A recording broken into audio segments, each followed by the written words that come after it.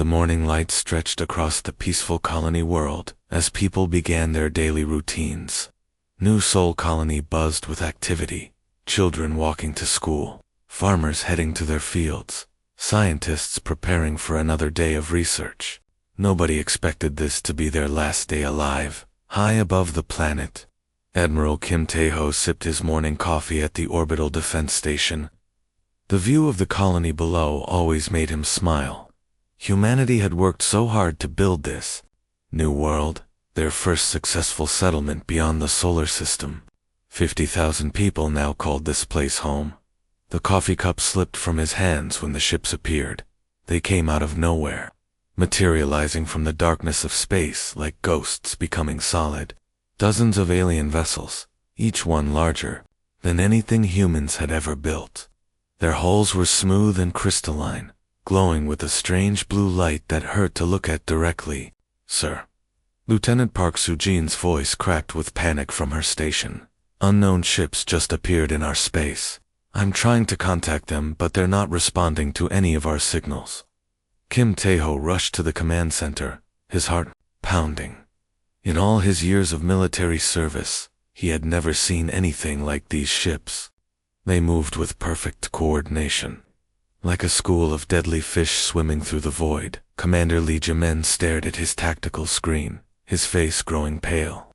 "Admiral, look at their formation. Those aren't exploration ships or traders. They're positioning for attack." The alien ships belonged to something called the Corvin Dominion, though the humans wouldn't learn this name until later.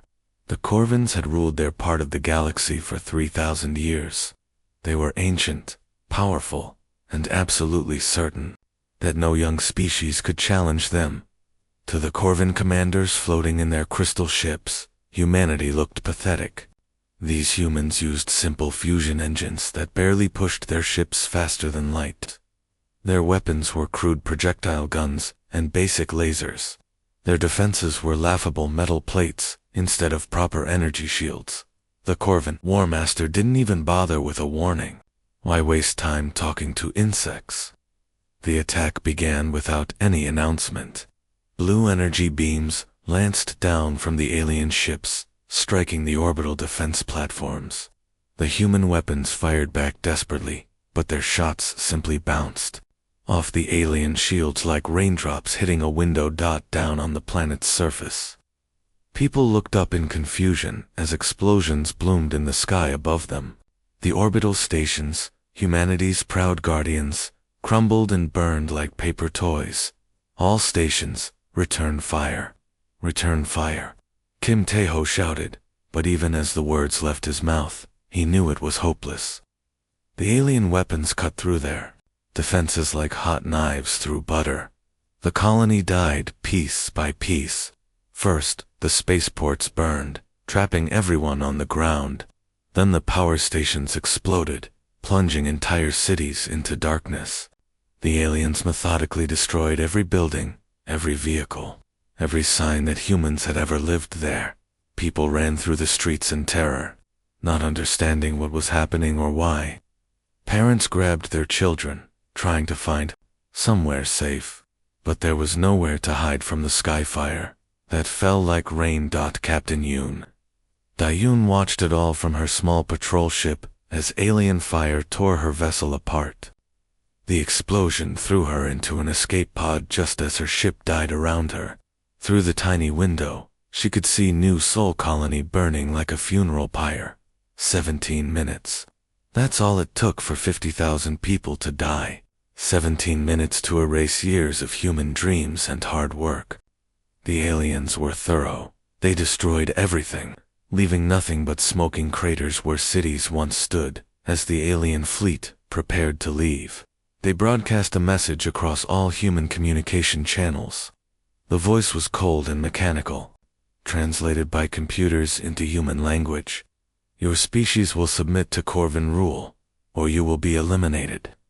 You have 72 standard hours to surrender all territory and technology. Resistance is futile. The message played over and over as the crystal ships vanished back into hyperspace, leaving only death and silence behind. Captain Yoon Da-yoon floated alone in her escape pod, surrounded by debris that had once been ships and stations. Her hands shook as she activated the emergency beacon that would carry news of the massacre back to Earth. The signal would take weeks to reach home, but it would get there. She spoke into her recorder, her voice steady, despite her tears. "This is Captain Yoon, sole survivor of New Sol Colony. The colony is gone. Everyone is dead. They wanted to send humanity a message about surrendering. They wanted to show us how powerful they are." She paused, looking out at the burning remains of humanity's first interstellar home. They have no idea what message they just sent. They have no idea what they've just awakened. The beacon launched into space, carrying its terrible news toward Earth. Behind it, New Sol Colony continued to burn, but the flames would soon spread, much farther than the aliens could ever imagine. In the dark halls of the Corvin command ship, High Counselor Vexstar studied the glowing reports about humanity with amusement. His insect-like face clicked with satisfaction as he read each piece of intelligence. The humans were even weaker than he had expected. The holographic displays floating around him showed everything the Corvin spies had discovered. Human ships that moved slowly through space. Weapons that still used old chemical explosives instead of energy beams. Defense systems made of simple metal and concrete instead of advanced force fields. War Master Colvin entered the chamber, his 4 eyes sparkling with cruel joy. He was the Corvin's greatest military leader, the one who had conquered dozens of worlds over the past century. To him, humans looked like children playing with toy soldiers. "Look at this," Colvin laughed, pointing at images of human weapons. "They still fire metal bullets at each other. Some of their missiles use chemical fuel like ancient rockets. How did such a primitive species even learn to travel between stars?" Vexstar nodded with confidence. "Our analysis shows they have fewer than 200 warships in their entire fleet. We have destroyed stronger civilizations in a single afternoon. This campaign will be finished before the next moon cycle." The Corvin leaders felt certain of victory. They had ruled the galaxy for 3,000 years, crushing every species that dared to resist them. Their technology was superior in every way. Their weapons could tear apart planets. Their shields could stop any attack. What possible threat could humans pose? Meanwhile, on the distant planet Earth, emergency sirens wailed across every major city. The news of New Sol Colony's destruction had finally reached home, and the entire human species was in shock. President Han So-young stood in the Great Assembly Hall of the United Nations, surrounded by leaders from every country on Earth. Her face looked calm, but those who knew her well could see the terrible anger burning in her dark eyes. "Citizens of Earth," she began, her voice carrying to billions of people watching around the world. 3 days ago, an alien empire called the Corvin Dominion murdered 50,000 innocent people. They destroyed our first colony and demanded our complete surrender. The crowd in the assembly hall was completely silent. Every person hung on her words. "The Corvins think they understand humanity because they have studied our weapons and counted our ships.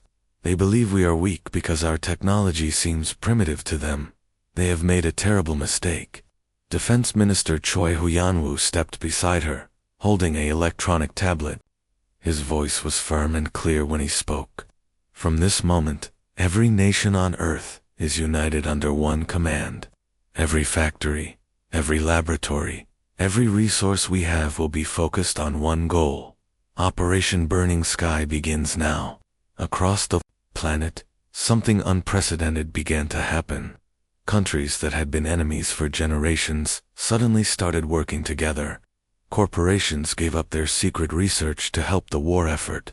Scientists who had spent their careers competing with each other began sharing everything they knew. Dr. Lim Hae-won appeared on the giant screen as a hologram, speaking from her secret underground laboratory. She was humanity's greatest expert on alien technology, and she had been studying the wreckage from New Sol Colony for days without sleep. "We recovered pieces of their ships from the battle," she explained. Their technology is advanced, but it follows the same laws of physics that we understand. Their energy shields work on principles we can learn. Their weapons use power sources we can copy. Give us time, and we can match them. But the Corvins were certain that time was something humans would never have. Their spy ships watched human military bases and reported back with satisfaction. The humans were doing exactly what every defeated species did, gathering their forces in predictable patterns, building defensive positions, preparing to fight and lose with honor. The Corvin observers saw human fleets moving to protect major worlds. They saw military factories increasing production of the same old weapons. They saw exactly what they expected to see from a species facing extinction. What the alien spies completely missed was the bigger picture. They didn't notice that every civilian factory on Earth had switched to making military supplies. They didn't see the millions of ordinary people volunteering to join the military, even elderly grandparents demanding to help somehow. They didn't understand that human scientists were working 20 hours a day, sharing research that had been kept secret for decades. Most importantly, they didn't realize that humans had been fighting wars against each other for thousands of years. Every cruel tactic, every desperate strategy, every terrible weapon that could be imagined, humans had already tried it against other humans. The Corvins had spent 3,000 years conquering weaker species who fought with honor and accepted defeat gracefully. They had never faced an enemy that would do absolutely anything to win. In his command ship, Vextar smiled as he read the latest reports. Human resistance was organizing exactly as predicted. Their ships were moving to defensive positions. Their leaders were making brave speeches about honor and sacrifice. Predictable, he murmured with satisfaction. Just like all the others. In 72 hours, this will be over. He had no idea that in factories across Earth, humans were working around the clock to build weapons the Corvins couldn't imagine. He couldn't see that in laboratories worldwide, scientists were unlocking alien secrets at an impossible pace. He didn't understand that he had just awakened, something that had been sleeping in humanity's heart for far too long. The countdown to surrender ticked away, but humanity wasn't preparing to give up. They were preparing for something much more terrible. The Kepler 442 system had been quiet for months, just another small human outpost, mining asteroids for precious metals. Commodore Ominho commanded 12 human warships stationed there, knowing full well that if the Corvins came, his small fleet wouldn't stand a chance in a fair fight. When the enemy ships appeared, dropping out of hyperspace like deadly silver ghosts, Ominho wasn't surprised by their numbers.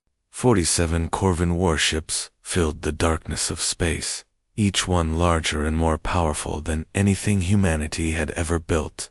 Warmaster Colvin stood on the bridge of his flagship, confident that this would be another easy victory. The humans had such a tiny fleet defending this system. They would probably form neat battle lines like civilized species always did. Fire their weak weapons until they were destroyed, then die with whatever honor their primitive culture valued. All ships. Implement Pattern 7, Ominho said calmly into his communicator. His voice was steady, showing no fear even though death seemed certain. The Corvin commanders watched with amusement as the human ships suddenly scattered in different directions. This wasn't how space battles were supposed to work. Civilized species formed organized lines and fought face to face, ship against ship, until one side won. Instead, the human vessels darted behind the asteroid belt like frightened animals running for cover. Colvin sneered with disgust. These cowardly humans were going to hide behind rocks like children, but Ominho wasn't hiding. He was setting a trap. The human ships used the asteroids as shields, darting between the massive rocks and firing quick bursts before disappearing again. The Corvins tried to follow, but their large ships moved too slowly to chase the smaller human vessels through the maze of floating stone. Then the real surprise began. The human ships started pushing asteroids toward the Corvin fleet. not small rocks, but massive chunks of iron and stone weighing millions of tons each. They used their engines and tractor beams to turn the entire asteroid field into a weapon. What kind of dishonorable fighting is this? Colvin roared as a house-sized rock smashed into his ship's hull. His advanced shields were designed to stop energy weapons, not solid objects, moving at incredible speed. The Corvin fleet found itself trapped in a storm of flying rocks. Every time they tried to form battle lines, another asteroid would come spinning out of nowhere. The human ships stayed hidden, using the chaos they had created to strike at weak points, and then vanish again. Captain Nam Yuri commanded one of the smaller human destroyers called the Ancient's Pride. Her ship had taken heavy damage, but she could see that the battle was turning in humanity's favor. The mighty Corvin fleet was being torn apart by simple rocks and hit-and-run tactics. When her ship's engines finally failed, Nam Yuri made a decision that would be remembered forever. She aimed her crippled destroyer at the largest Corvin ship and activated the emergency rockets. "This is Captain Nam Yuri, to all Corvin forces," she broadcast as her ship accelerated toward the enemy flagship. "Tell your masters that humans don't fight for honor. We fight to win." The Ancient's Pride slammed into the Corvin dreadnought like a missile, tearing a massive hole in its side. Both ships exploded in a brilliant flash of light that could be seen from the other side of the system. When the 6-hour battle finally ended, 31 Corvin warships were either destroyed or too damaged to fight. The humans had lost 8 ships, but they had achieved the impossible. They had defeated a force 4 times their size. The entire battle was recorded and broadcast across human space. Every person on Earth and the colonies watched in amazement as their small fleet outsmarted and outfought the galaxy's most feared military. War Master Colvin survived the battle, but his pride was shattered. He had been humiliated by creatures he considered barely intelligent. In his rage, he decided to send humanity a message they would never forget. The target he chose was Titan Station, a massive orbital habitat circling Saturn. 2 million people lived there: families, children, elderly grandparents, artists, teachers, people who had never held a weapon in their lives. The Corvin fleet surrounded Titan Station and opened fire without warning. The civilian habitat had no shields, no weapons, no way to defend itself. In 20 minutes, it was completely destroyed. 2 million innocent people died instantly, their bodies scattered across space like frozen stars. The Corvins expected this massacre to break humanity's will to fight. They thought the humans would finally surrender to prevent more civilian deaths. They were completely wrong. President Han So-young's response was broadcast not just to Earth and the colonies, but to every alien civilization in known space. Her voice was calm, but her words carried a promise that chilled even other species to their bones. The Corvin Dominion has chosen to make this a war of extinction. They have decided that civilians are legitimate targets. Very well, we accept their terms. From this moment forward, there will be no mercy, no negotiation, and no surrender. They wanted to show us the rules of total war. Now they will learn what happens when humans play by those rules. Deep in her underground laboratory, Dr. Lim Haewon smiled grimly as she watched the president's speech. Her research team had been working without sleep since the first attack, and they had finally achieved a breakthrough that would change everything. "We've cracked their shield harmonics," she reported to the War Council, "and we've developed something they won't expect." The real war was about to begin. 6 months had passed since the Corvins murdered 2 million innocent people at Titan Station. In that time, humanity had changed in ways that would have seemed impossible before the war began. Every corner of human space now served one single purpose: destroying the Corvin Dominion completely. The transformation was stunning to witness. On Earth, car factories now built spacecraft engines instead of vehicles. Toy companies made guidance systems for missiles. Even bakeries had been converted to produce military rations. Every human settlement, from the smallest moon base to the largest orbital city, worked day and night to feed the war machine. Admiral Kim Tae-ho stood on the bridge of his flagship, looking out at the largest fleet humanity had ever assembled. Thousands of warships stretched as far as the eye could see, each one built in the past 6 months using stolen Corvin technology that human engineers had improved upon. He had survived the massacre at New Sol Colony, and now he commanded more firepower than most alien civilizations possessed. His officers gathered around him as he prepared to give them their orders for the next phase of the war. "Listen carefully," Kim Tae-ho said, his voice carrying the hard edge of experience. "The first rule of human warfare is that there are no rules. We don't fight for glory or honor like other species. We fight to win, and we'll do anything necessary to achieve that goal." The young officers nodded grimly. They had all lost friends or family to Corvin attacks. Some had been children when the war started, but months of brutal conflict had aged them beyond their years. Meanwhile, in the crystal halls of the Corvin High Command, panic was beginning to spread. Their intelligence reports painted a picture that seemed impossible to believe. Human fleets were appearing everywhere at once, striking targets hundreds of light years behind the front lines. But these weren't normal military attacks. The humans were targeting farms that grew food for Corvin colonies. They destroyed factories that made everyday goods. They bombed hospitals, schools, and civilian spaceports. Entire Corvin worlds that had never seen warfare were suddenly burning. Hi. Counselor Vexstar slammed his four-fingered hand on the council table, his insect-like face twisted with outrage. "This is completely barbaric. No civilized species wages war like this. You don't attack civilian targets. There are rules that govern proper warfare between intelligent species." War Master Colvin, still nursing wounds from his defeat at Kepler 442, shook his massive head. "These humans don't follow any rules, we understand. They're like wild animals that have learned to use weapons." What the Corvins didn't understand was that humanity had been preparing for this kind of war for thousands of years, fighting against each other. Colonel Pak Geneseo, who led the human Special Operations Forces, had studied every major conflict in human history and learned from all of them. Every alien species thinks they understand warfare until they face humans in battle. He explained to his strike teams as they prepared for another raid deep in Corvin space. The Corvins have spent 3,000 years conquering weaker civilizations that surrendered quickly.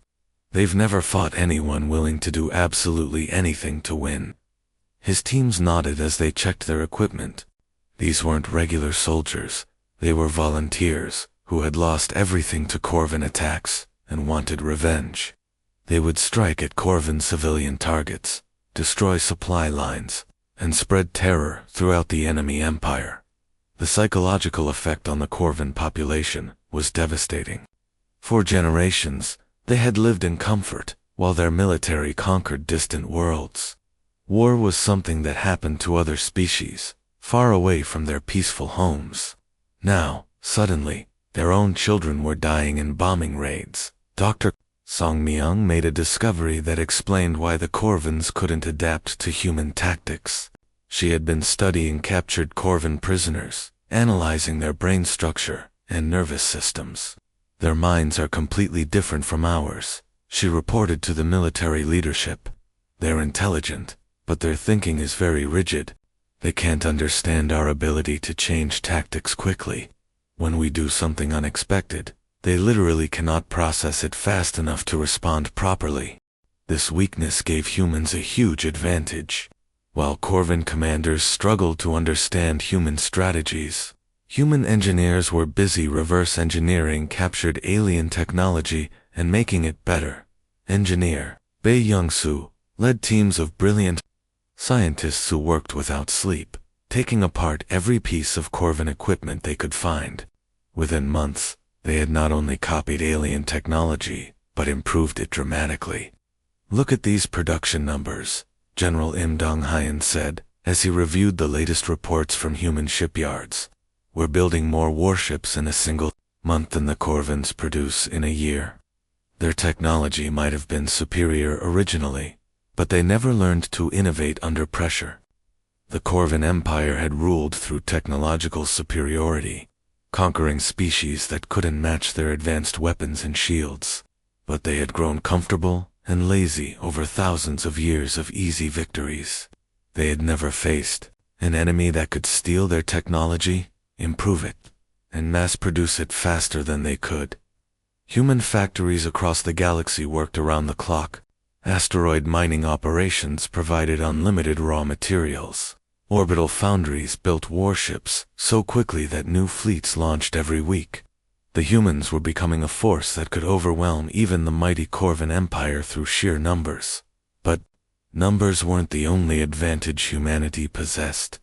They also had something the Corvins had never encountered: the absolute determination to fight until every last enemy was dead. The war was entering its final phase, and the Corvins were beginning to realize they had made a terrible mistake when they decided to cross into human space. The attack came on an ordinary Tuesday morning, when most of the galaxy was going about their normal business. But this Tuesday would be remembered forever as the day an entire civilization died. Admiral Kim Tae-ho stood on the command deck of his flagship, looking out at the largest military force humanity had ever assembled. The fleet was so massive that it blocked out the stars, creating an artificial eclipse around the Corvin home system. Thousands upon thousands of warships hung in the darkness, like hungry wolves surrounding their prey. This wasn't just another battle fleet. This was something much more terrible, an extinction fleet, built for one purpose only: to wipe the Corvin dominion from existence completely. Communications. Officer Lee Sojin turned from his station, his face pale but determined. "Admiral, we're broadcasting the final warning on all frequencies. Every Corvin ship and station in the system is receiving our message."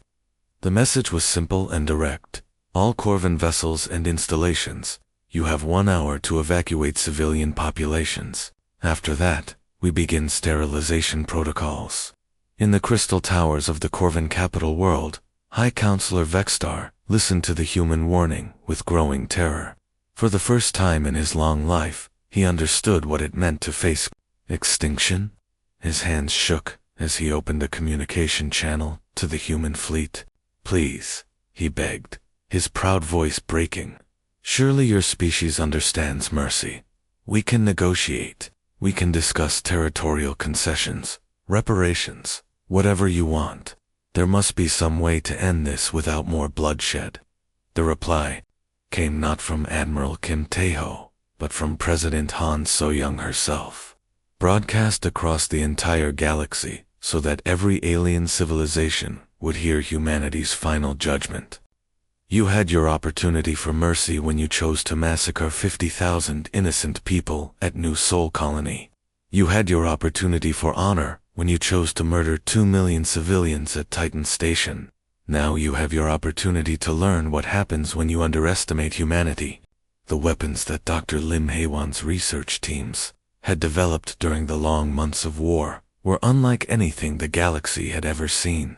They weren't just advanced, they were specifically designed to cause maximum destruction, with no possibility of recovery. Quantum disruptors could tear apart the very atoms that held planets together. Atmospheric incendiaries burned away the air itself, leaving worlds unable to support any form of life. Biological weapons targeted Corvin physiology specifically, ensuring that even if they survived the initial attack, they would die slowly and painfully. Captain on Biora commanded the massive dreadnought called Titan's Revenge, named in honor of the 2 million people who had died at Titan Station. Her ship alone carried enough firepower to destroy an entire solar system. As she watched the first Corvin homeworld through her view screen, she felt no emotion except cold satisfaction. "Target confirmed," she reported to the fleet. "No more warnings. No more mercy." They wanted to send humanity a message about what happens when you cross into our space. This is our reply. The first world died in minutes. The quantum disruptors struck the planet's core, causing massive earthquakes that tore continents apart. The atmospheric incendiaries followed, burning away the air and turning the sky into a sea of flame. Within hours, a world that had been home to billions of Corvins became nothing but a ball of radioactive ash floating in space. The human fleet moved methodically from world to world, system to system. They gave no quarter and accepted no surrender. Every Corvin planet, every space station, every colony was systematically destroyed. The aliens who had ruled the galaxy for 3,000 years watched their entire civilization burn.